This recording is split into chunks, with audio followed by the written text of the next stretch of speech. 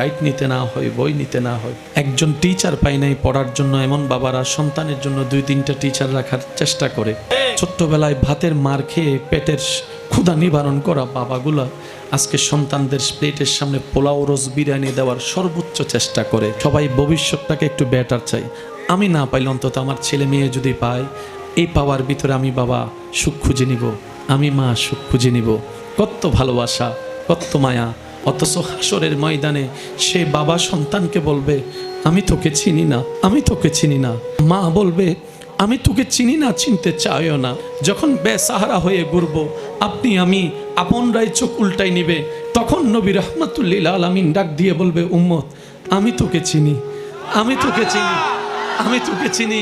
আজকে তোর পক্ষে কেউ নাই, কিন্তু যেই নবীকে তুই দুনিয়াতে ভুলে গিয়েছিলি, আজকে দেখ সেই নবী রবের দরবারে তোর পক্ষে বলছি, রব্বি হাবলি